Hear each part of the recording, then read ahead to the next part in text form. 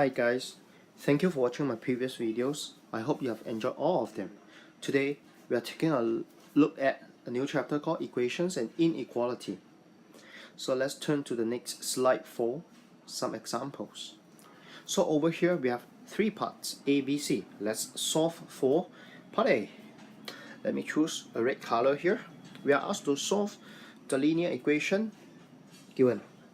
Linear equation meaning the equation only involves x to the power of 1. Okay, let me write the question down again. Remember, linear equation means x to the power of 1 only. The highest power of x is 1 only. That means linear equation. So over here on the left we have two terms and we have one term on the right. Therefore for the two terms on the left, what we can do, we can actually get rid of the denominator by times 6 for both sides. Therefore, after multiplying by 6 on both sides, we should get 8x minus bracket 6x minus 3 equals to 42. It's important to add in this bracket. If not, you will get this question wrong. So after open the bracket, we get 8x minus 6x plus 3 equals to 42. And after arranging the question, we get x equals to 19.5.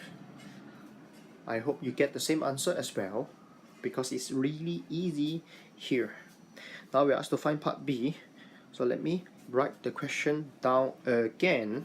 So we have two equations and we are asked to solve these simultaneous linear equations. So we have equation 1 and equation 2. And let me remind you again, there are three ways to solve simultaneous equation. Number 1, elimination. Number 2, substitution. And number 3 is graphical method. And actually there is a fourth solution, which is you can use your calculator if your calculator is powerful enough to solve simultaneous equation. But in exams, you can only use method 4 to check your answers. Okay, over here I think it's easy to use elimination. Therefore, I use equation 1 and times 4. So I get 8x plus 4y equals to 32. I have equation 3. So equation 2 plus equation 3, I can get rid of y and I can get 11x equals to 44, x equals to 4. So when x equals to 4, I sub it in to 1, I get y equals to 0. Therefore the answer is x equals to 4, y equals to 0. And there is a slight delay in showing up the answers. Okay, now we are asked to solve for C. So this is an inequality question. We have 5x minus 6 smaller than 19 plus 8x. So what we need to do is, let's park x on one side and non-x terms on the other side. So what we have minus 6 minus 19 smaller than 3x, and therefore we get minus 25 over 3 smaller than x, or x is bigger than minus 25 over 3.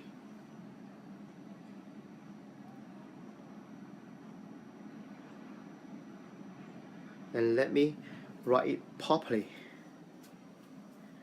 So over here you can see that I have parked x term on the right. You know why? Because when I park the x term on the right, I don't have to divide by a negative number later, because I don't want to deal with negative number. So let's represent this on a number line. So since x is bigger than minus 25 over 3, therefore mark minus 25 over 3 on the number line and then use a hollow circle to represent this solution. So bigger than minus 25/3, so it's to the right. So you should see a hollow circle with a arrow to the right. Okay, now let's take a look at this new slide with some quadratic equations. So part A, let's take a look at part A. So we have something on the left, something on the right, and these two are separated with an equal sign in the middle. So let's expand the left side and the right side, and you should get the following terms. And let's pop everything to one side, because you should be very familiar by now. You see x to the power of 2, so you should think of a quadratic equation. And when it comes to quadratic equation, you should park everything one side and the other side should be 0. So as you can see, I have found x to be 3/2. And what I have made use of, I have made use of a squared minus 2ab plus b squared equals to a minus b bracket to the power of 2. I hope you can see it. Even if you don't, you can make use of table method, completing square, and formula method. Just use the method you are comfortable with. Okay, let's find part B. So in order to find part B, same thing, expand it first. Expand the left side and the right side, and you should get what I have written here. And let's pop everything to one side, because this is quadratic equation. For quadratic equation, let me point out to you again, go ahead and use the three methods to solve. You can use table method, completing square, and formula method. So for this question, I think it's hard to use completing square and table method, and let me use the formula method. So the formula is written as such, and by the way, this formula will not be given, so you have to have this formula memorized. So let me sub in B, A, and C accordingly. So after substituting A, B, and C into the formula, and I get minus 10 plus minus square root minus 44 over 18, and as you can see, square root minus 44, square root of a negative number, it should be undefined in your calculator or math error, because in your level you have not taught how to solve square root of a negative number. So simply the answer is there is no roots, that means there is no solution for x is the answer. So now let's take a look at a new slide, and we are asked to simplify part A. So by the way, this is an expression, very important. This is an expression. When it comes to an expression, you should not delete any term. So let me, okay, it hangs. Okay, it should recover soon. Yes, it has recovered. So how to combine these two terms into one single term?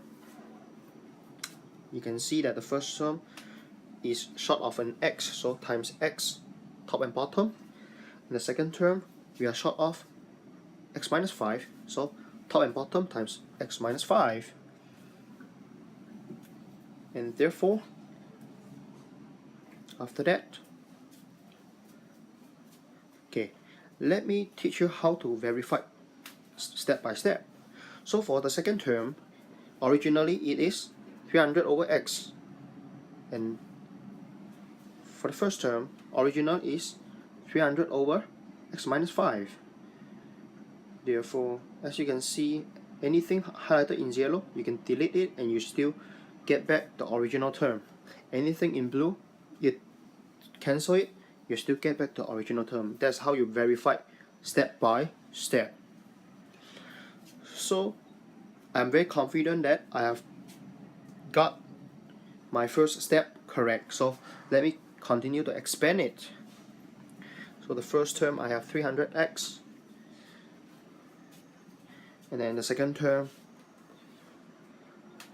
So let's combine these two terms, and you should get 1500 over x squared minus 5x. And by the way, when the question asks you to simplify the expression, I don't think you should go and expand the denominator.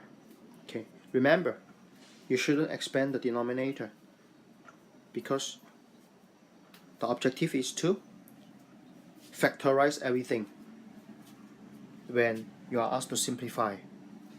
So now let's take a look at part B. Part B, it says Mr. Lim spent 300 to buy memory stick, which cost X each. So the number of memory sticks that he could buy. So with $300, X dollar each. So the number of memory stick you can buy is 300 over X. So we have answered part 1. So now it says the price of each memory stick had been $5 less. So instead of X dollar originally, so now it costs only X minus 5. So now the question says he could get 2 more memory sticks.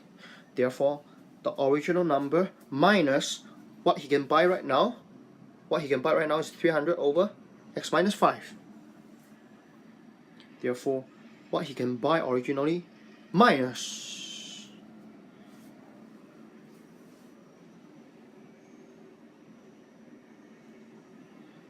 so actually what he can buy originally is less. Therefore, you should form this equation, and let's combine these equations.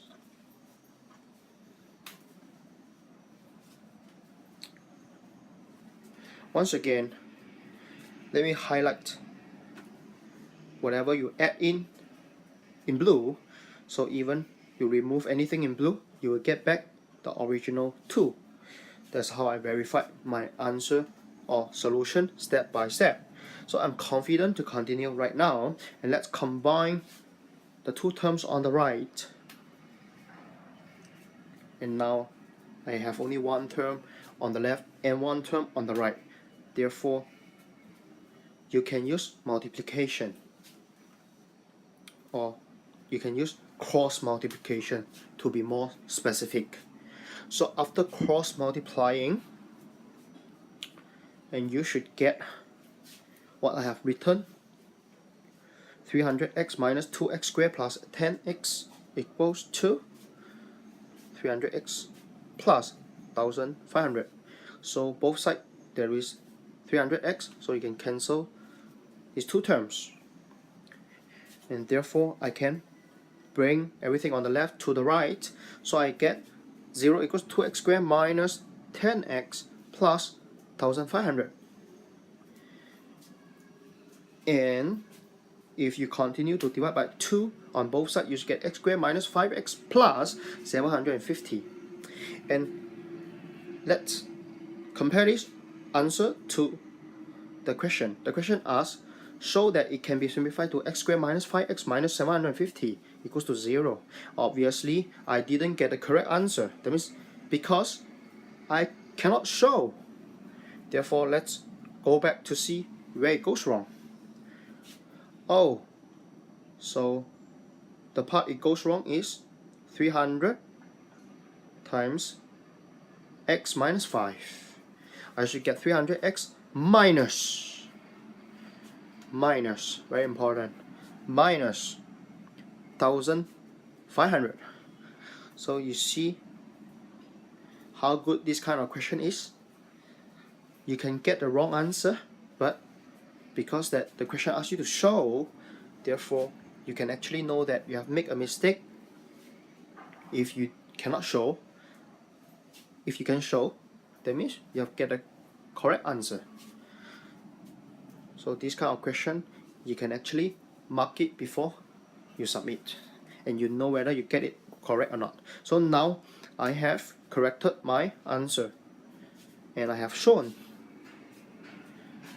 But please, if you cannot show, don't fake it and write down shown. Okay? If you cannot show, never mind, just take this answer and do it for part 3. So with this, I will use formula method because the number is a little bit big. I don't wish to use table method for big numbers. So if you plug in ABC into the formula, you should get x equals to 32 or minus 25. And minus 25 should be rejected because x cannot be negative. So thank you for watching my video. I hope I will see you soon in the next video.